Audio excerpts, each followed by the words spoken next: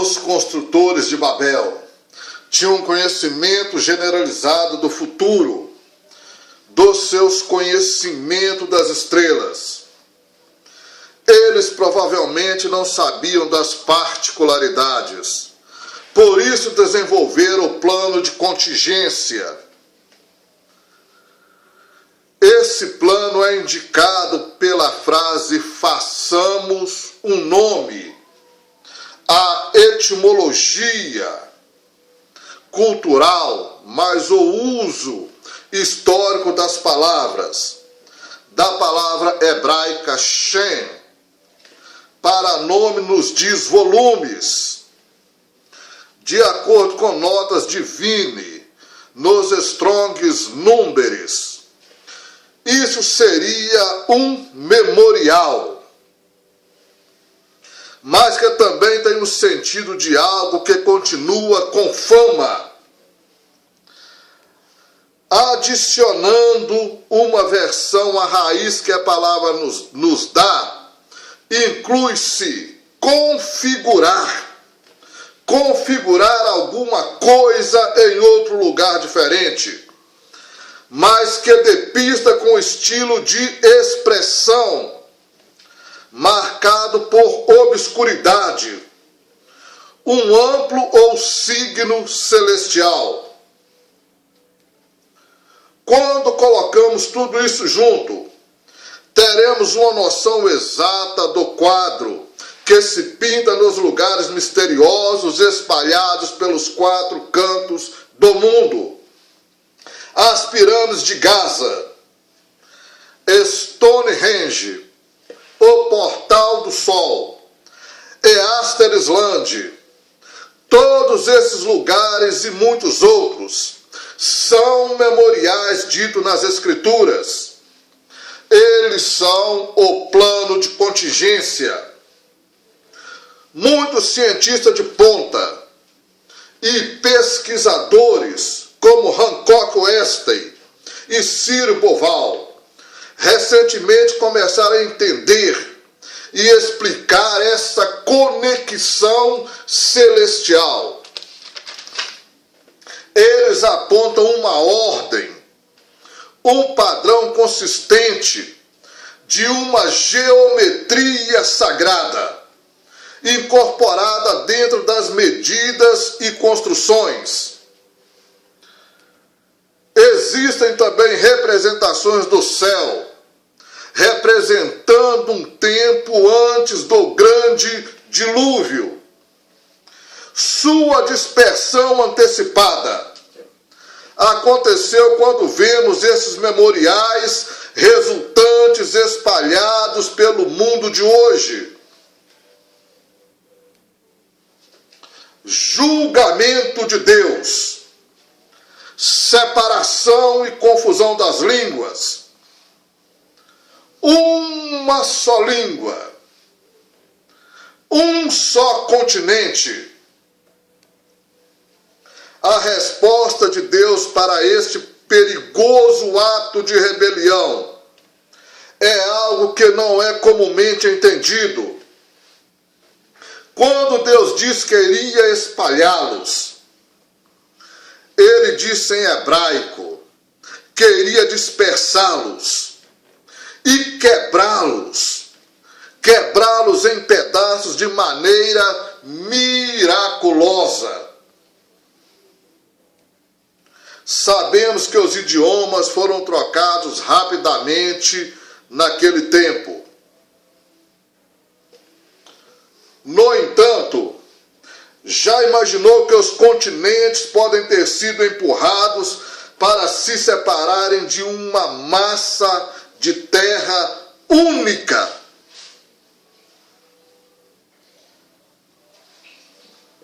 As pessoas não teriam outra opção a não ser dispersar.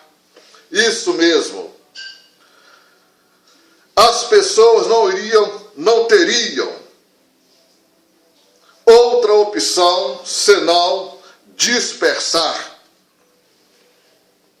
Em Gênesis capítulo 11, verso 1, a afirmação foi feita: e era toda a terra língua e de uma mesma fala. Atualmente isso parece ser uma afirmativa, um ato redundante à primeira vista.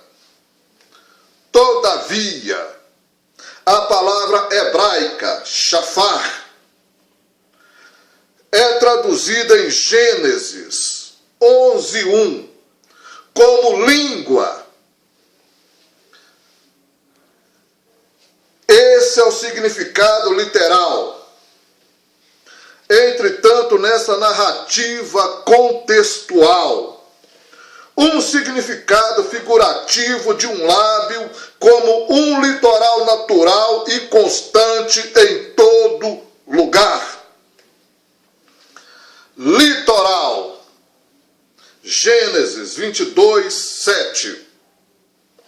Uma margem de rios, Gênesis 41:3.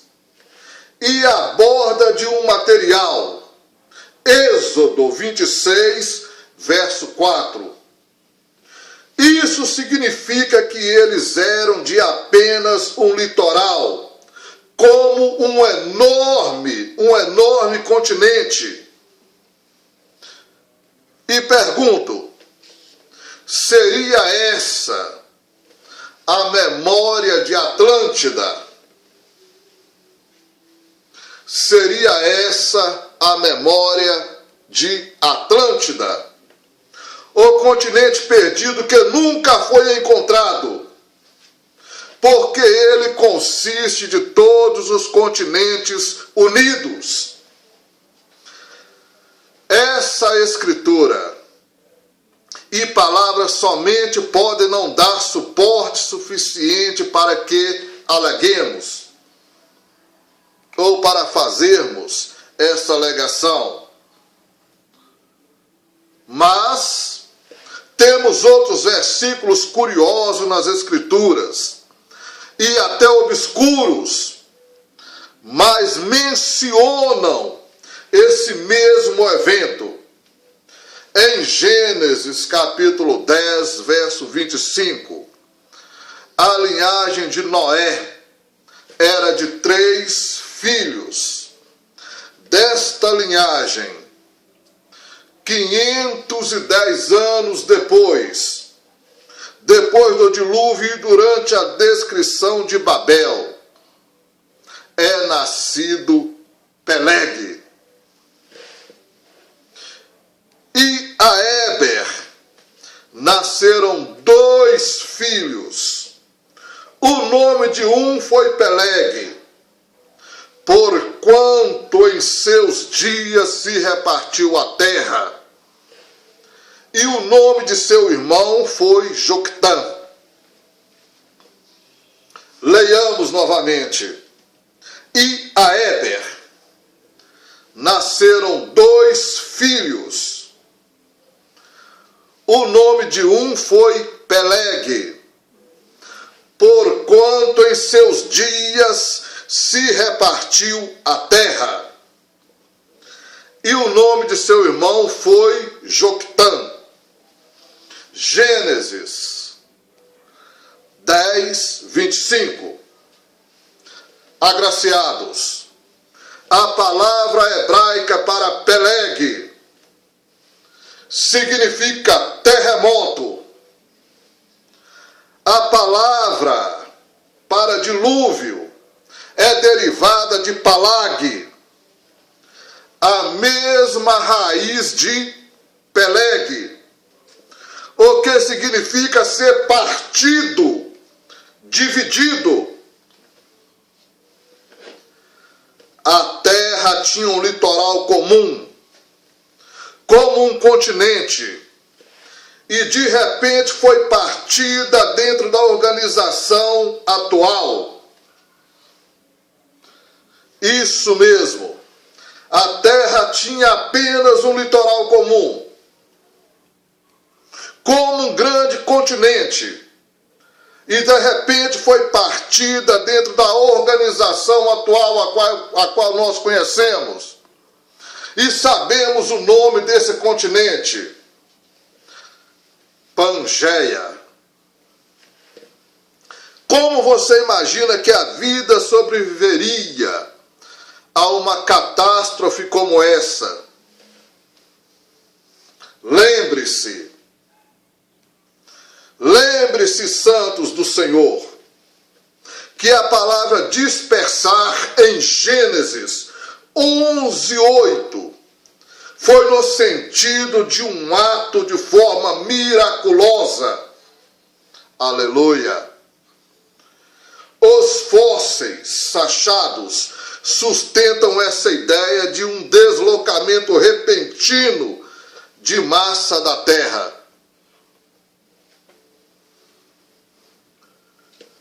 Na Sibéria, mamutes têm sido encontrados perfeitamente preservados, congelados com vegetações não digeridas em seus estômagos. Isso significa que esses mamutes viveram num ambiente tropical e rapidamente foram congelados até a morte, sendo colocados num clima ártico.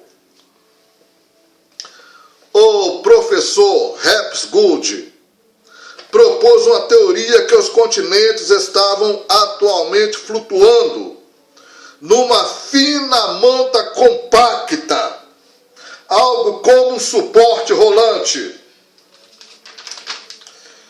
e acreditava que um desequilíbrio do gelo nos polos causaria uma mudança na crosta da Terra de 2 milhões de milhas de distância, ou 2 mil milhas de distância, num passado aproximadamente 12 mil anos atrás.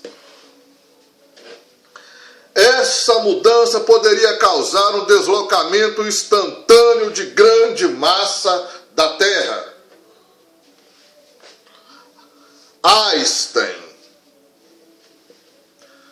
Einstein foi um dos poucos cientistas que encorajaram os achados de Hapgood. Embora essa teoria aparentemente não concorra com as citações bíblicas, ela ao menos permite que alguns cientistas modernos aceitem a ideia de um rápido deslocamento de grandes massas da Terra com a sobrevivência de vida. Como Deus dividiu pessoas e lugares, é lógico raciocinarmos que Ele o fez devido ao conhecimento oculto que só Ele possui e apenas Ele o detém. As pessoas iniciaram a construção da torre, pois se organizaram em grupos no entendimento uns dos outros pela língua. Então um ato de remoção física para separar uns dos outros se tornou a segunda parte de um julgamento. Esses dois atos garantiriam de que não teriam mais a mesma língua, fala e o mesmo território. Com esse ato, cada nova cultura em desenvolvimento e localização manteria sua própria peça do grande quebra-cabeça. Eles logo desenvolveram lugares especiais para manter e praticar sua porção de entendimento e forma de adoração. Fazendo isso, esperariam, já saberiam que em algum tempo específico no futuro, tudo se juntariam de novo. Pelo seu desenvolvimento e pelo seu envolvimento ativo, eles teriam esperança de fazer parte deste grande evento futuro. Sociedades secretas e escola de mistérios desenvolvidos em conjuntos manteriam esse conhecimento com níveis de iniciação para preservar e proteger o seu conhecimento. Existe uma confiança de que algum dia alguém juntaria todas essas peças. Sim. Eles terão a habilidade de extrair a física e obter novamente o conhecimento aplicado para formar uma nova tecnologia. Isso seria apresentado em um pacto com a promessa de dar à humanidade uma nova era de iluminação.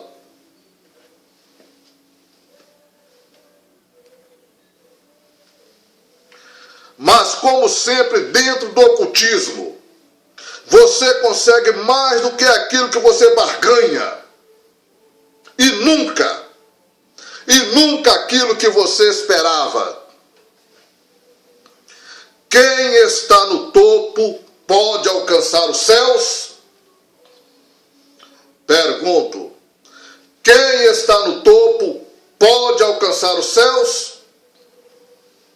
Como disse antes, os construtores de Babel. Os construtores de Babel estavam apenas tentando compilar e guardar o conhecimento para um uso posterior, para um uso futuro.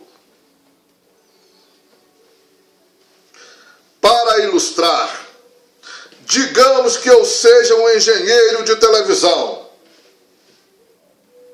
Eu fiquei preso em uma ilha. Mas atualmente eu poderia construir. Eu saberia como montar um sistema de televisão e deixá-lo operando. Mas atualmente eu não poderia construir um do nada, a não ser que eu saísse da ilha. Para extrair o material necessário e todos os equipamentos manufaturados, seria quase impossível. Tudo que eu poderia fazer seria deixar escrito os processos teóricos de como isso é feito, sem atualmente estar apto a fazê-lo por mim mesmo. Da mesma maneira, as memórias pré-diluvianas poderiam ser apenas gravadas e não alcançadas.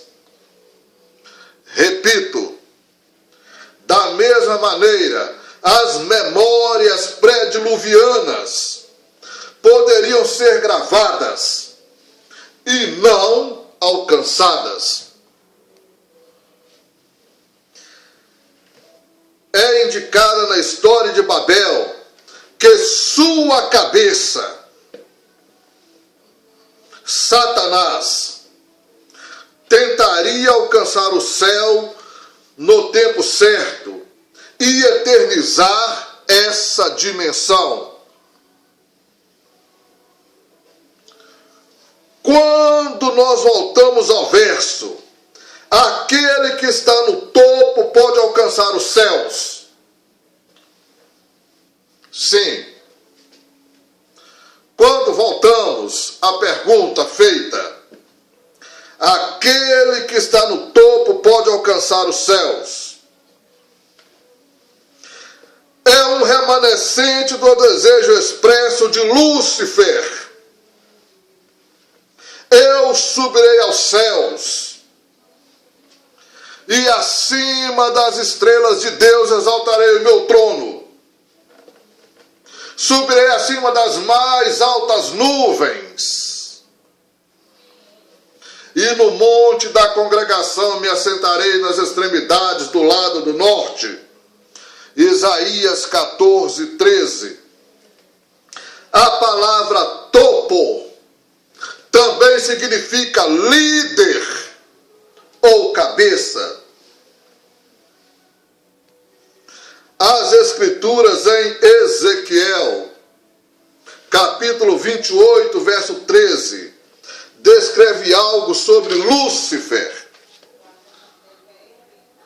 Em ti faziam os teus tambores e os teus pífaros, no dia em que foste criado, foram preparados. A palavra pífaro significa quina cortante. Essa é a faceta superior que segura uma pedra preciosa. Poderia ser também o significado do apogeu, ou apogeu de uma construção. Isto é, o topo ou cabeça. Você precisa apenas observar atrás da nota de $1 para ver quem deseja ser o ápice. Não é o olho de Deus no topo, é o símbolo dos Illuminatis. O olho é o do portador da iluminação, que é o significado do nome de Lúcifer. Com isso em mente, se descobre um novo significado nas Escrituras, no Salmo 118, versículo 22, e Mateus 21, verso 42. A pedra que os edificadores rejeitaram, essa foi posta por cabeça do ângulo. Aleluia! A pedra que os edificadores rejeitaram, essa foi posta por cabeça do ângulo. Louvado seja o Eterno. Reconstruindo a torre e a cidade nos últimos dias.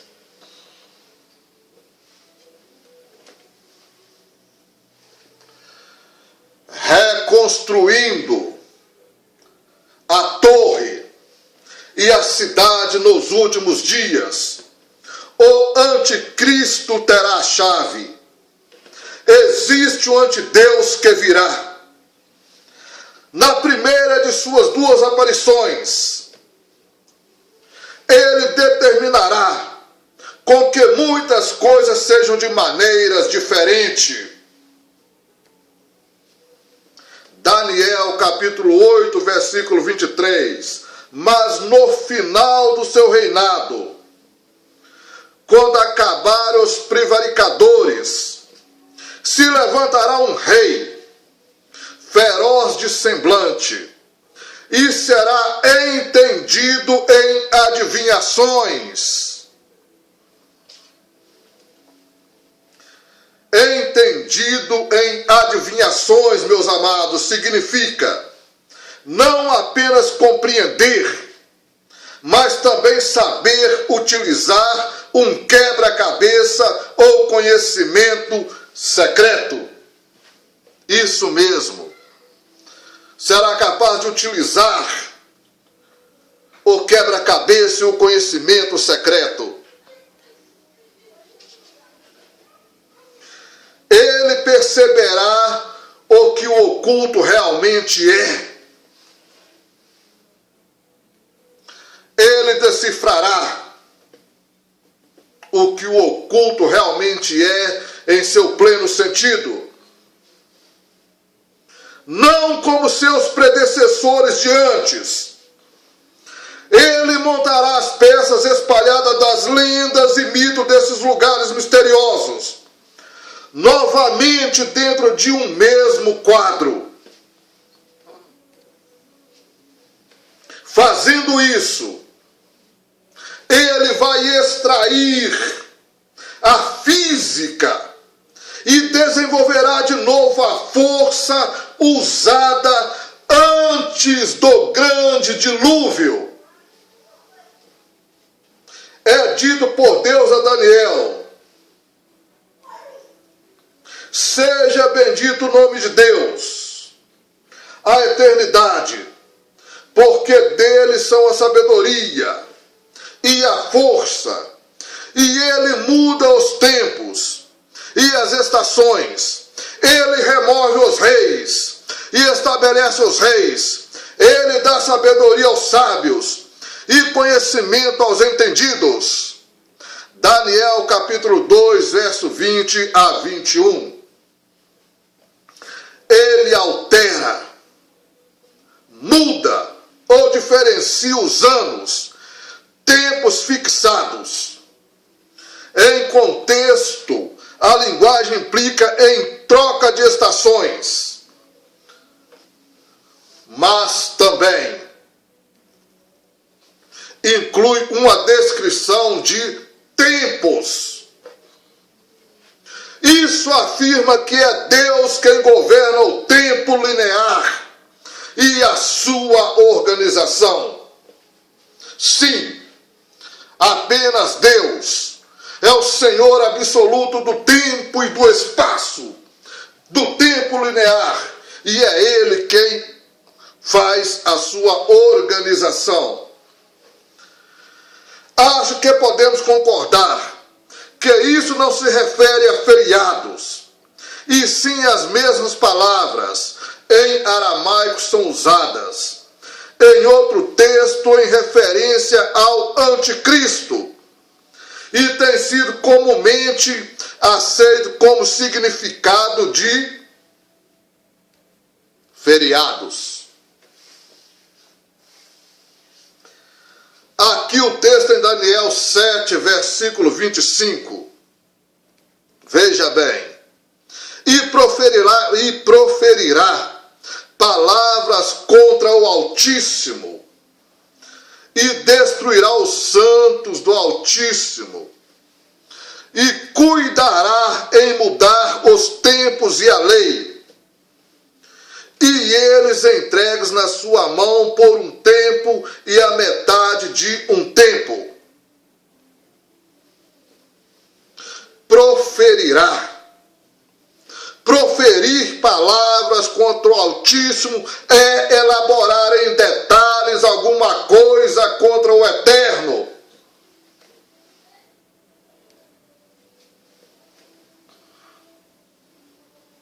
Seria como elaborar mentiras de alienígenas, ao invés de Deus como sendo nosso Criador e provedor. Em destruir os santos, está no sentido de uma fadiga mental ou importunação.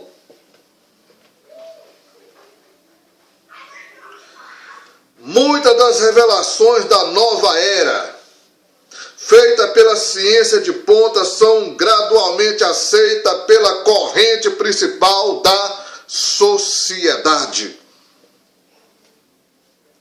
Isso acontece porque muitos deles se espremem entre uma falsa premissa e conclusão errada. As pessoas que permanecem nas crenças tradicionais de um Deus pessoal, são ridicularizadas. Eles se tornam a imagem do ignorante, supersticioso, do não incluso e pessoas regressivas. Eles são acusados de serem temerosos e invejosos das mudanças prometidas por essa oferta da nova era. E cuidar significa que ele tem uma esperança e expectativa em completar alguma coisa. Certamente não estou falando da mesma mudança em dias de feriados e leis sociais através de ações administrativas. Se você é um líder poderoso, você pode facilmente fazer leis e feriados ao seu desejo, ao seu bel prazer. mesmo em um governo democrático.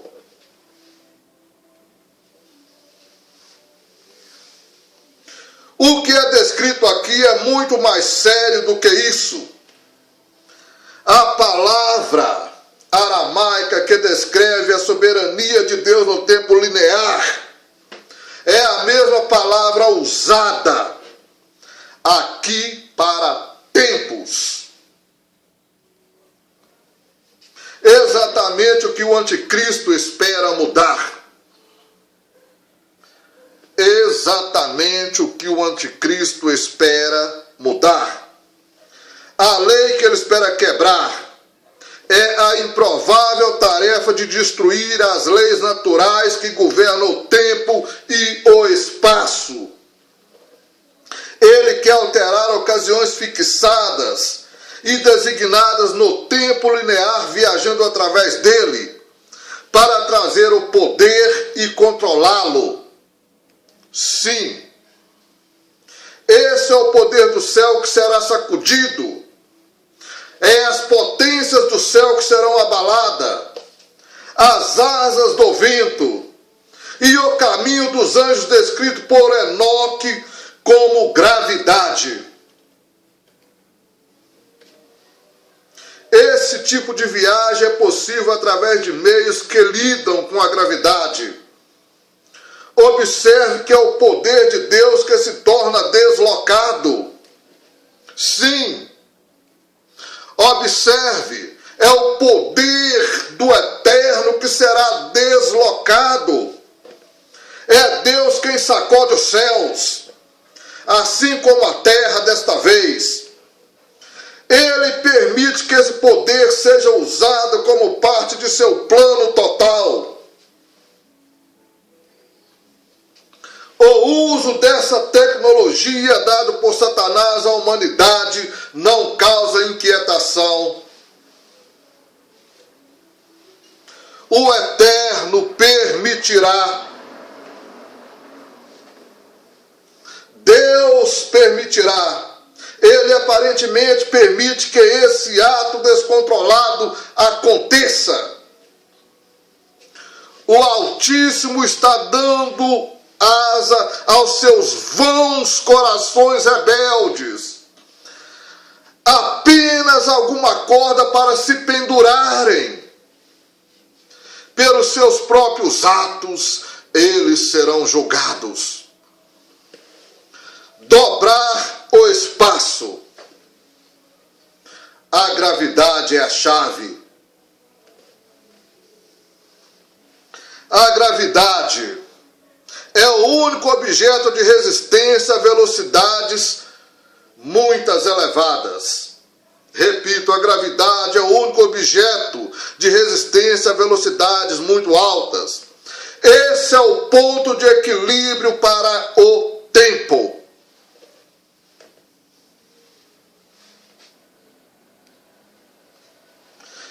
Esse seria o ponto de entrada para um reino eterno.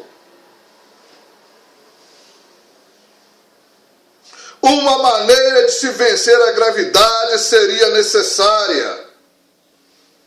A teoria da relatividade de Einstein afirma que um objeto se aproximando da velocidade da luz poderia experimentar uma letargia na passagem do tempo em relação ao resto do universo. Nesse sentido, os ocupantes de um veículo aparentemente pulariam para o futuro, uma vez que eles iriam desacelerar num ponto perto da velocidade atual da luz. O coeficiente, meus amados, negativo, disso seria uma viagem além da velocidade da luz. Traria-nos resultado oposto quando fosse voltar ao tempo. Cientista de ponta, que conhece as teorias dos túneis e buracos negros, declaram que essa velocidade não seria necessária para se viajar de volta no tempo, uma vez que dobras ou loopings no espaço poderia se resultar em entradas de velocidade da luz neste fenômeno. Salto quântico no tempo e espaço. Em todo caso, se essas teorias forem verdadeiras, a barreira que deve ser quebrada é a gravidade. Um veículo antigravitacional seria necessário. O veículo necessário iria criar o seu próprio campo eletromagnético gravitacional. Enoque 1:18 descreve a gravidade e o caminho dos anjos. No verso 2, ele também menciona uma pedra que segura os 4 cantos da terra. Essa talvez nos seja uma pista futura para esse método de viajar. Essa pode ser a pedra ímã dos mitos ocultos da alquimia. Em termos convencionais, seria o centro magnético, criando um campo eletromagnético gravitacional. Isso é o que se encontra como base para penetrar nessa barreira. Um sistema antigravitacional eletromagnético criará sua própria gravidade separada do resto do cosmos. Isso produziria um efeito de velocidade, sem qualquer resistência como barreira. Seria como uma barra de sabão que salta de suas mãos molhadas, porque você não consegue segurá-la ou nem tocá-la. Seria assim um veículo operando nesse sistema. Acelerações repentinas ou mudanças de direção não afetariam os ocupantes dentro desse veículo, porque eles estariam em seu próprio campo gravitacional. Eles estão separados da gravidade, do universo à sua volta. Dessa maneira, eles estariam entre tempos e dimensões, enquanto viajariam em velocidades aceleradíssimas. Isso mesmo, enquanto viajaria em velocidade aceleradíssima fora do tempo e do espaço. Dobra espacial, curvatura do tempo e espaço. Existem, meus amados, muitas menções na Bíblia sobre loopings e dobras do espaço. Em contexto, uma revela a mecânica de como Deus cavalga nos querubins, como mencionei antes. A outra, em contexto, nos diz o que o mal, o anticristo e o falso profeta alcançarão nos últimos dias.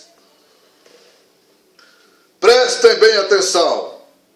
A outra, em contexto, nos diz o que o mal,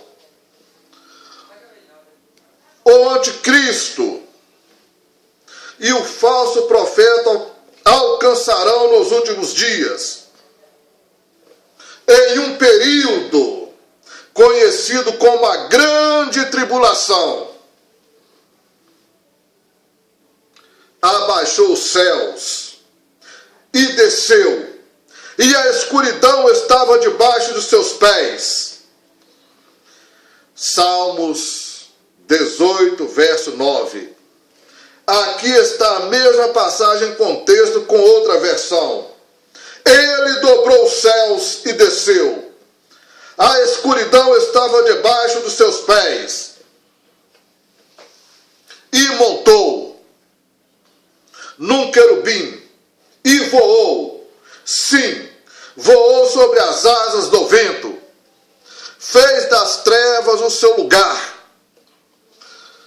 o seu lugar oculto.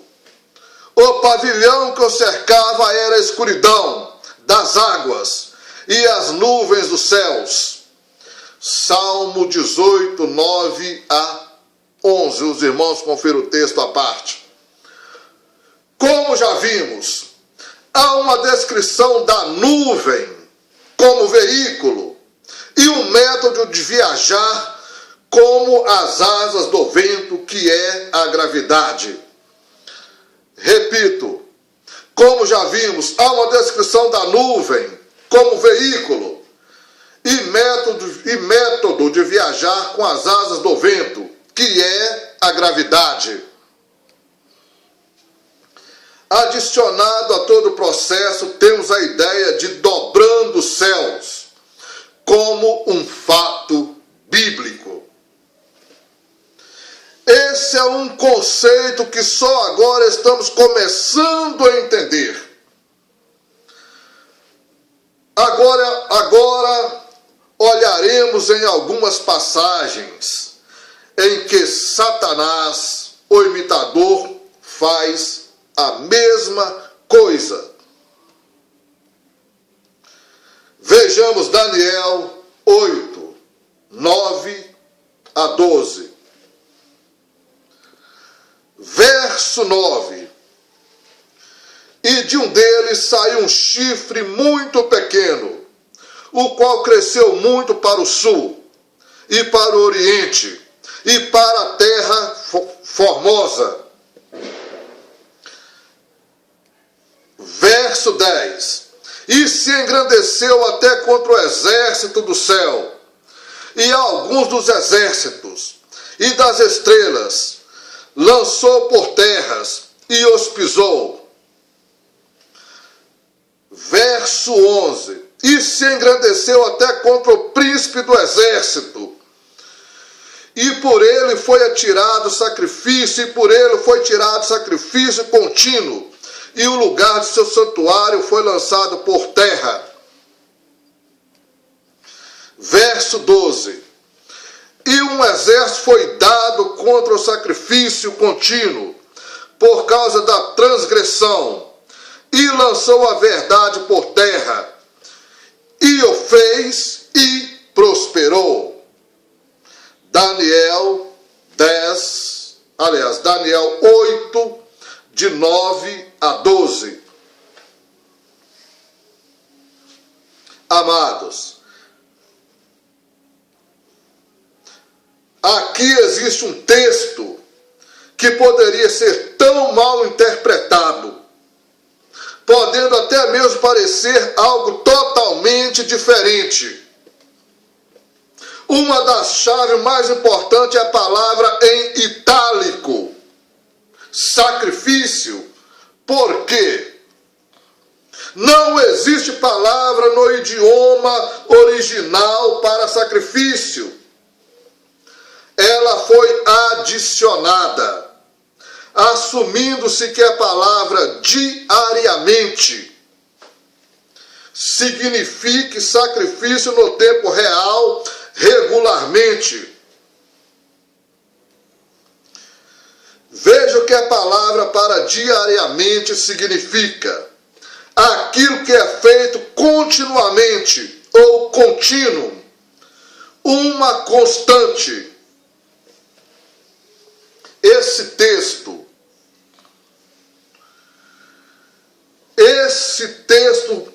foi constantemente interpretado, ou foram interpretados como sendo relacionado ao tempo e seus vários servos como padres e símbolos em templos. Esse simbolismo próprio é usado em todos os lugares. Preste atenção. Em contexto fora interpretado como sendo relacionada ao templo e em seus vários servos, padres, simbolizados pelo termo de estrelas.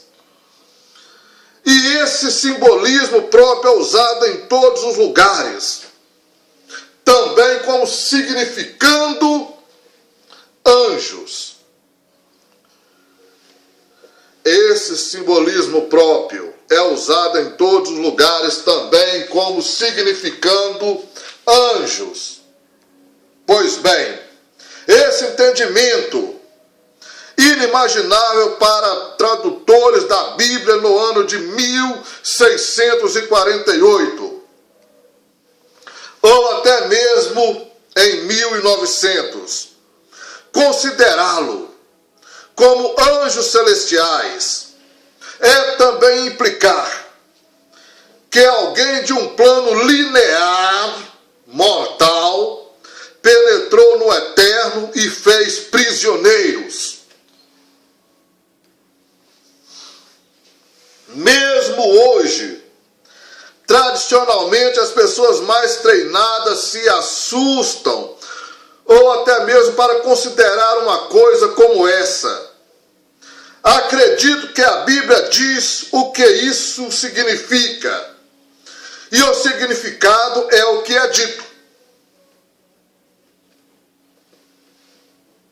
Repito, acredito que a Bíblia diz o que isso significa, e o significado é o que é dito.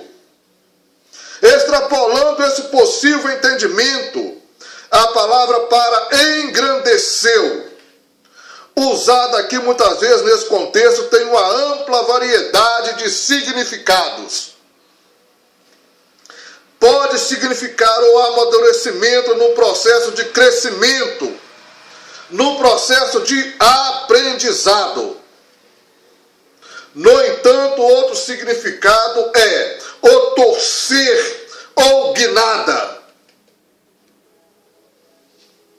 Guinada significa espiralar ou formar um looping.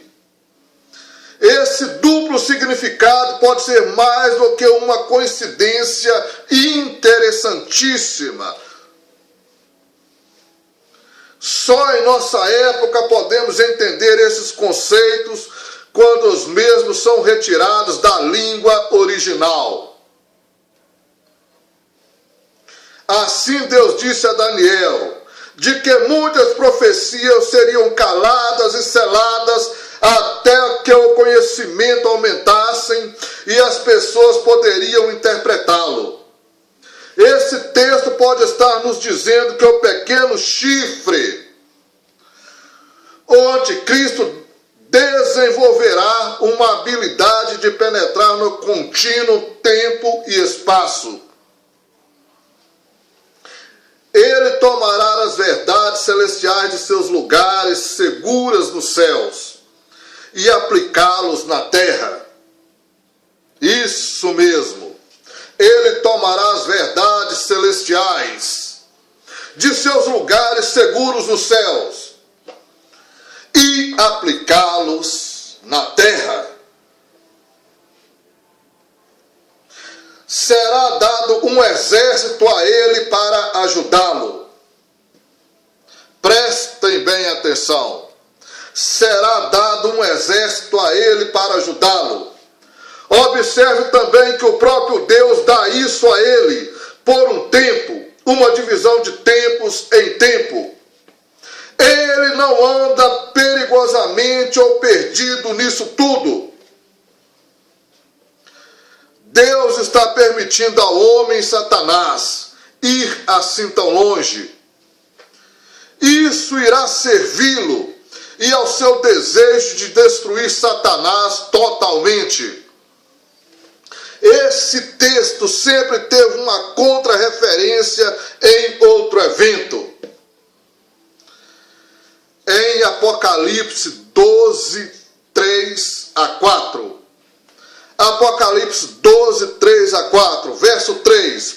E viu-se outro sinal no céu, e eis que era um grande dragão vermelho, que tinha 7 cabeças e 10 chifres, e sobre as suas cabeças 7 diademas.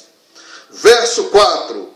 E a sua cauda levou após si a terça parte das estrelas do céu, e lançou-a sobre a terra, E o dragão parou diante da mulher que havia de dar à luz, para que, dando ela à luz, lhe tragassem o filho.